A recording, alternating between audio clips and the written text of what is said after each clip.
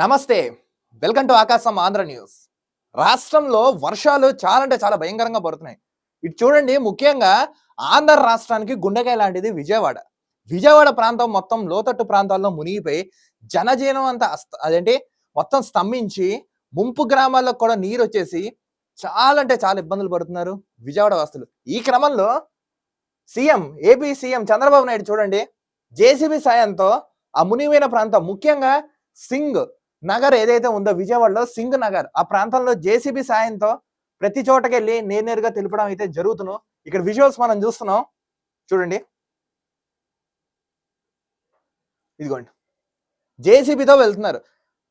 ముఖ్యంగా ఇప్పుడు ఈ ప్రభుత్వానికి కూడా మేము చెప్పేది ఏంటంటే, కొన్ని చోట్ల విజయవాడే కాదు, విజయవాడ చుట్టుపక్కల ప్రాంతం లైక్ ఇబ్రహీంపట్నం, ఏలూరు రోడ్డు, ఇంకా కృష్ణలంక, బీసన్ రోడ్డు, ఇలాంటి ఏరియాల్లో కూడా కొంచెం వెళ్ళండి. మీరు ముఖ్యంగా ప్రధానమైన రహదారి గుండా వెళ్తున్నారు, కానీ ముంపుకు గురైన 4 ప్రాంతాలు ఇవి ఉన్నాయి. పటమట, గుడివాడ రోడ్డు, ఈ ఏరియా వైపు కూడా ఒకసారి వెళ్ళండి. చాలా అంటే చాలా ఇబ్బంది పడుతున్నారు. దీంతో పాటు ఉభయ గోదావరి జిల్లాల్లో కూడా వెళ్ళండి. పశ్చిమ గోదావరి, తూర్పు గోదావరి, ఒకసారి అక్కడ కూడా పర్యటించండి. ముంపుకు గురైపోయిన ప్రాంతాలు ఉన్నాయి. పంట నష్టం కూడా చాలా వాటిల్లింది. ముఖ్యంగా రైతులు చాలా ఇబ్బంది పడుతున్నారు. కొంచెం అటువైపు కూడా కొంచెం కసరత్తు చేయండి. ఇదిగోండి, మీరు ఇప్పుడు ఇలా జేసీబీ సాయంతో తిరుగుతున్నారు, బానే ఉంది. కానీ మీరు కేవలం విజయవాడలోనే తిరుగుతున్నారు. ఇప్పుడు 2014లో హుద్దు తుఫాన్ వచ్చింది. అప్పుడు కూడా నేరుగా మీరు రంగంలోకి తిరిగి విశాఖపట్నంలో మీరు పర్యటన చేశారు, బానే ఉంది. ఇప్పుడు విజయవాడలో మీరు కూడా ఇప్పుడు తిరిగి చేస్తున్నారు. కొన్ని ఇంకా చాలా జరిగాయి, అక్కడికి కూడా వెళ్ళి చూడండి. ఇదిగోండి, మొత్తం మునిగిపోయిన ప్రాంతం విజయవాడ. ఇది సింగ్ నగర్. ఇది ఇదిగోండి,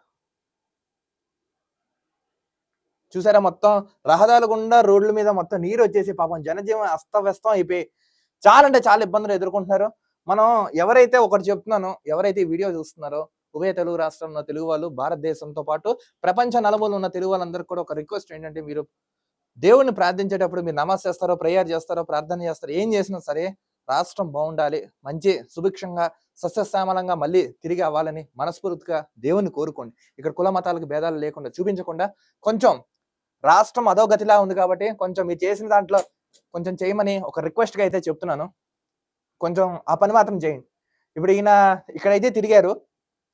ఇంకోటి చూడండి, కొన్ని చోట్ల ఆహార పొట్లాలను అందించడానికి డ్రోన్ల సాయంతో ఆహారాన్ని అందిస్తున్నారు. చూడండి, డ్రోన్ల సాయంతో నిరంతర ఆహారం, తాగునీటి, మెడిసిన్ సరఫరా. కొన్ని వృద్ధులు ఉన్నారు పాపం, వాళ్ళకి మెడిసిన్స్ అందించడానికి, నెక్స్ట్ ఆహార పొట్లాలు అందించడానికి, త్రాగునీరుకి ఇదిగోండి ఇలా డ్రోన్ సాయంతో మొత్తం పంపిస్తున్నారు. చూడండి, డ్రోన్ సాయంతో మొత్తం చూపిస్తున్నారు.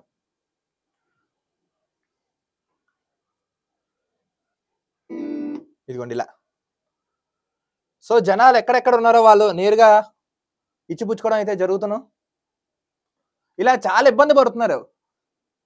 నెక్స్ట్ ఇక్కడ చూడండి, ప్రత్యేక విమానాల్లో, హెలికాప్టర్లు, మోటార్ బోట్లు, పడవలతో ఎన్డీఆర్ఎఫ్ ప్రత్యేక బృందాలు ఆంధ్ర రాష్ట్రానికి కూడా చేరుకున్నాయి. ఇదిగోండి విజువల్స్ చూసుకున్నాం. ఎన్డీఆర్ఎఫ్ బృందాలన్నీ విజయవాడ వైపు వచ్చాయి. చూడండి, ఒక 6 హెలికాప్టర్లు, 40 ప్రత్యేక బృందాలు ఆంధ్ర రాష్ట్రంలో దిగాయి. చూడండి,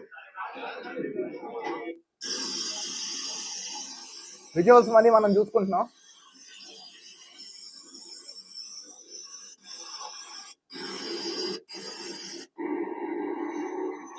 మొత్తం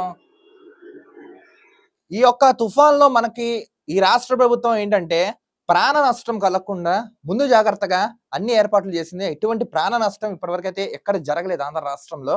సో ఆస్తి నష్టం జరిగిందేమో కానీ ప్రాణ నష్టం అయితే జరగలేదు. ఎప్పటికప్పుడు ప్రధానమంత్రి నరేంద్ర మోడీ సమీక్షిస్తూనే ఉన్నారు ఉభయ తెలుగు రాష్ట్రాలని. నెక్స్ట్ వివరాలు అడిగి తెలుసుకుంటూ ఉన్నారు. ప్రత్యేకంగా ఇంకా అవసరం అవుతే అన్ని పంపిస్తాను కూడా తెలిపారు వాళ్ళు. ఇదిగోండి, మొత్తం ఎన్డీఆర్ఎఫ్ బృందాలన్నీ దిగాయి.